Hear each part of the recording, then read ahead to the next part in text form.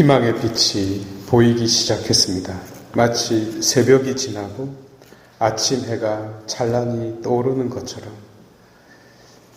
두 세대 반이 지나도록 볼 수 없었던 자유와 신앙이 갑자기 찾아오게 된 것입니다. 하느님의 은총은 이처럼 예기치 않은 기쁨으로 다가옵니다. 그러나 당신은 뜻이 있었고 목적이 있었습니다. 그것은 본래의 가치를 회복하는 것입니다. 성전이 재건축되면서 잊고 살았던 이 가치를 이스라엘은 이제 깨닫게 됩니다. 동시에 지금 우리도 마찬가지이고요. 에즈라 1장부터 4장은 스룹바벨과 여호수아가 돌아와서 성전을 재건축하는 이야기로 시작됩니다. 그런데 성전 건축 도중에 북이스라엘, 곧 아시리아에게 멸망당했던 북이스라엘의 사마리아 사람들이 자기들도 함께 와서 공사하겠다고 합니다만 잡종이라고 이렇게 상종을 안 하죠. 그래서 열을 있는 대로 받고 사마리아인들이 방해를 하게 됩니다. 하여 16년간 BC 536년부터 520년까지 성전 건축은 중단됩니다. 그리고 에즈라 5장에서 6장은 이 멈추어져 있는 이 사태를 질타하는 예언자 학가이와 즈카리아가 등장함으로써 새로운 계기를 마련하게 됩니다. 학가이와 즈카리아의 경고로 성전은 다시 시작되었고 516년에 완공됩니다. 이후 에스텔 황후 사건이 생기고 성전 건축 58년 뒤 BC 478년에 에스텔 황후가 귀국을 하죠. 그리고 30년 뒤 BC 444년에는 느헤미야가 귀국하여 성벽을 건축합니다. 성전만 있어서는 안 될 거 아니겠어요? 그래서 성벽을 건축합니다. 그래서 느헤미야와 이 에즈라서가 성전 재건축을 통한 민족 부흥과 신앙 부흥에 발맞춰 개혁을 함께 하기 때문에 원래 한 권의 책으로 엮이게 되었던 것입니다.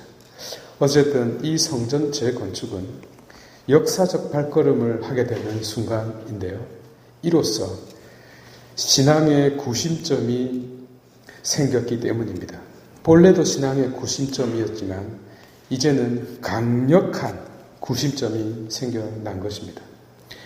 원래 있을 때에는 몰랐는데 없어지고 나니까 그 소중함을 깨닫는 것처럼 성전은 하느님의 현존을 체험하고 하느님과의 관계를 회복하는 통로임을, 그리고 삶을 이끌어주는 등대임을 더더욱 깨닫게 됩니다. 예언자 학가이의 이름이 축제라는 뜻입니다. 그러니까 하느님은 축제를 만들라고 명령한 것입니다. 즈카리아는 어떻습니까? 자카를 기억한다는 뜻이거든요. 그러니까 축제를 통해서 너를 영원히 잊지 않겠고 내 가슴 속에 너를 영원히 새기겠다는 그 뜻을 밝히고 있는 것이죠. 간접적으로 말입니다. 성전 재건축을 하는 당사자를 통해서 이런 뜻을 밝히고 있습니다. 성전은 축제의 장이자 내 존재의 이름을 각인시키는 곳임을 깨닫게 됩니다. 이제 성전은 모든 이의 삶의 중심이 되었고 믿음은 앞으로 나아가는 진군이 되었고 뒤로 물러서는 멸망가는 손을 잡지 않게 됩니다. 이제 오순절, 장막절, 유월절 등등의 가장 중요한 절기를 지켜야 되고 그것을 지키는 와중에 그들은 가장 우선적이고 가장 필수적이며 가장 중요한 삶의 요소를 깨닫게 되었습니다. 오늘 복음에서도 누가 예수님께 질문하지 않습니까? 스승님, 밖에서 어머니와 형제들이 기다리고 있다고. 그러니까 예수님께서 뭐라고 이야기합니까? 이 사람들이 나의 어머니이고 나의 형제들이라고. 누가라는 질문에 가장 우선적으로 라는 대답으로 바꾸어서 답하십니다.